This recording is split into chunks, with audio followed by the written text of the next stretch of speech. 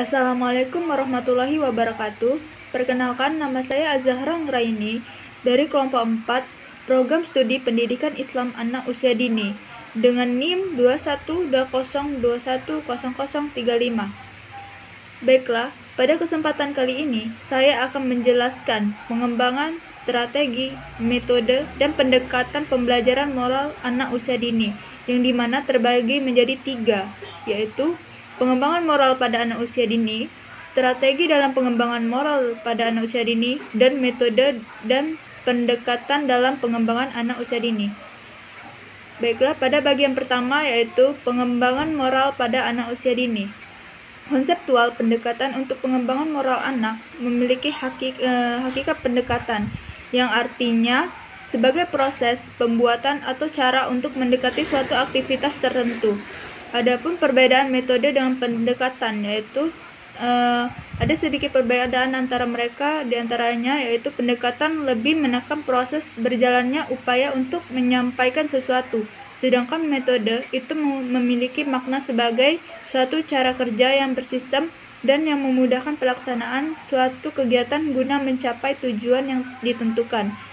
Dan adapun esensi pemilihan atau penentuan pendekatan yang tepat dalam kegiatan belajar mengajar memiliki 3 macam hal yang meliputi antaranya 1. Pengetahuan tentang belajar dan perkembangan anak.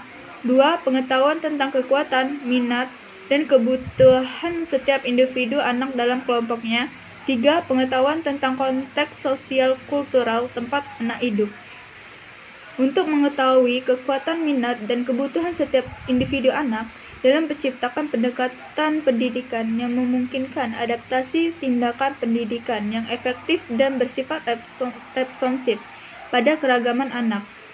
Pengetahuan tentang konteks sosial kultural tempat pengalaman belajar yang bermakna bagi anak, relevan dengan latar belakang anak, serta menghargai keterlibatan anak dan unsur keluarganya. Bila dikaitkan dengan fungsi pembentukan tingkah laku anak, pendekatan dan metode itu ditunjukkan untuk mengarahkan dan mengendalikan tingkah laku anak agar mandiri, tanpa pengaruh faktor luar, serta berdasarkan norma, standar, dan aturan-aturan yang dimiliki orang tua dan guru. Adapun teknik-teknik dalam membentuk tingkah laku anak yang meliputi diantaranya memahami, mengabaikan, mengalihkan perhatian, keteladanan, hadiah, perjanjian, membentuk, mengubah lingkungan rumah, memuji, mengajak, menantang, menggunakan akibat yang wajar dan alamiah, sugesti, peringatan atau isyarat, kerutinan dan kebiasaan, menghadapkan suatu problem atau masalah, memecahkan perselisihan, menentukan batas-batas aturan, memberikan hukuman, penentuan waktu dan jumlah hukuman, dan menggunakan pengendalian secara fisik. Selanjutnya, pada bagian kedua, strategi dalam perkembangan moral pada anak usia dini. Strategi pengembangan moral pada anak usia 3-4 tahun atau TKA. Anak usia dini merupakan individu yang berbeda, unik, dan memiliki karakteristik tersendiri sesuai dengan tahapan usianya. Masa usia dini 0-6 tahun merupakan masa keemasan atau golden age. Pada masa ini, stimulasi seluruh aspek perkembangan berperan penting untuk tugas perkembangan selanjutnya. Dan pada masa ini pula, pertumbuhan otak sedang mengalami perkembangan yang sangat pesat. Strategi perkembangan aspek apapun untuk kepentingan anak usia dini harus dilakukan melalui kegiatan bermain, agar tidak membuat anak kehilangan masa bermainnya. Bermain merupakan suatu kegiatan yang menyenangkan bagi seorang anak. Bermain juga dapat membantu anak mengenal dirinya, dengan siapa ia hidup, serta lingkungan tempat ia hidup. Melalui bermain, anak memperoleh kesempatan untuk berkreasi, bereksplorasi, menemukan dan mengekspresikan perasaannya. Jadi, dengan pemahaman tersebut, strategi pengembangan moral yang perlu Anda siapkan untuk anak usia 4-5 tahun secara prinsip ada beberapa, yaitu pertama, menyiapkan lingkungan anak yang kondusif, bersikap edukatif, dan yang mampu menstimulasi berbagai perkembangan, termasuk aspek perkembangan moral dan nilai-nilai agama. Yang kedua, siapkan dukungan secara kolaboratif dari semua orang yang terlibat dalam penyelenggaraan pendidikan anak usia dini. Yang ketiga, menyusun program kegiatan bermain yang bernuansa penanaman moralitas yang sesuai dengan pengembangan dan kemampuan anak untuk melakukannya. Keempat, menyusun program pembiasaan, khususnya dalam menanamkan pendidikan moral bagi anak yang disesuaikan dengan tingkat perkembangan dan kebutuhan anak usia dini. Yang kelima, penilaian proses terdapat pengembangan moralitas anak, memantau tingkat keberhasilan dan perubahan sikap serta perilaku yang muncul setelah stimulasi dengan strategi di atas. Yang terakhir yaitu keenam, menitik beratkan seluruh strategi pengembangan moral bagi anak usia 4-5 tahun. Kemampuan mereka adalah membantu dirinya sendiri, mengenal teman sebaya, dan kemampuan bersosialisasi yang berawal dari kemampuan bermain ke arah bermain paralel, apalagi kalau mampu bermain secara kolaboratif. Strategi perkembangan moral anak pada usia 5-6 tahun atau TKB. Adapun macam-macamnya yaitu menyiapkan berbagai kegiatan yang mampu menstimulasi kerjasama, toleransi, dan saling setia kawan. Menyiapkan media pendukung yang memungkinkan anak dapat bekerja sama. Ketiga, membawa anak ke dalam situasi nyata atau real time untuk mengenal pendidikan moral seperti ke panti asuhan dan panti jompo. Menyusun program kepemimpinan kelompok sebagai landasan penanaman sikap leadership dan tanggung jawab dalam penyelesaian tugas. Adapun contoh penerapan strategi kegiatan pengembangan moral pada anak usia TK, kelompok A dan B. Peran pendidik dalam penerapan strategi pengembangan moral anak usia TK. Salah satu contoh penerapan strategi ini yaitu membiasakan membawa dan menyimpan tas sekolah sendiri di tempat yang tersedia atau menyiapkan dan merapikan kembali berbagai perlengkapan belajar dan alat permainan setelah digunakan. Lalu membiasakan memberi kesempatan kepada teman untuk berbicara dan mendengarkan pembicaraannya. 3. Metode dan pendekatan dalam pengembangan moral anak usia dini. Metode dalam perkembangan moral anak usia TK. Yang pertama, bercerita. Kedua, karya wisata. Yang ketiga, bernyanyi. Yang keempat, syair atau sajak. A. Bercerita. Bercerita merupakan cara untuk meneruskan warisan budaya dari satu generasi ke generasi berikutnya. Bercerita juga dapat menjadi media untuk menyampaikan nilai-nilai yang berlaku di masyarakat. Seseorang pendongeng yang baik akan menjadikan cerita sebagai sesuatu yang menarik dan hidup.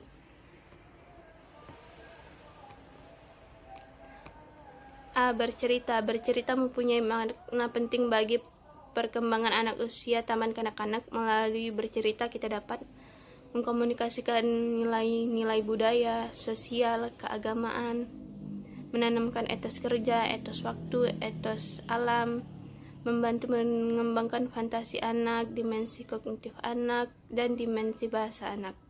Ada beberapa macam cara bercerita yang dapat digunakan antara lain yaitu yang pertama, story reading, yang kedua, storytelling. Pada saat bercerita, guru dapat menggunakan teknik-teknik berikut. Yang pertama, menggunakan buku cerita. Yang kedua, menggunakan ilustrasi dari buku. Yang ketiga, menceritakan dongeng. Yang keempat, menggunakan papan flanel. Yang kelima, menggunakan media boneka. B. Karya wisata. Berkarya wisata mempunyai arti penting bagi perkembangan anak karena dapat membangkitkan minat anak pada suatu hal dan memperluas perolehan informasi. Manfaat karya wisata bagi anak usia dini yaitu yang pertama, dapat merangsang minat mereka terhadap sesuatu. Yang kedua, anak dapat kesempatan untuk menumbuhkan minat tentang dunia hewan. Yang ketiga, menjadi batu loncatan untuk melakukan kegiatan yang lain. Yang keempat, dapat membantu mengembangkan aspek perkembangan sosial anak. Yang kelima, dapat mengoptimalkan penanaman sikap atau nilai-nilai kemasyarakatan. Yang keenam, membantu anak memperoleh pemahaman penuh tentang kehidupan manusia. B. Karya wisata. Tujuan karya wisata bagi anak usia dini. dengan program kegiatan belajar melalui karya wisata, antara lain pengembangan kognitif, bahasa, kreativitas, emosi, dan kehidupan bermasyarakat, serta penghargaan pada karya dan jasa orang lain.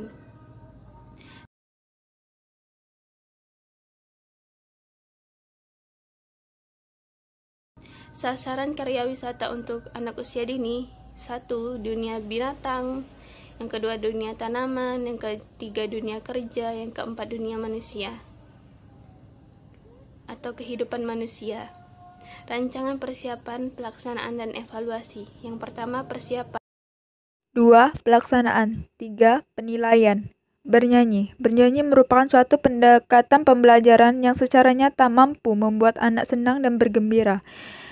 Bernyanyi juga merupakan salah satu hal yang dapat disisipkan saat kita menerapkan metode bernyanyi adalah menanamkan nilai-nilai moral.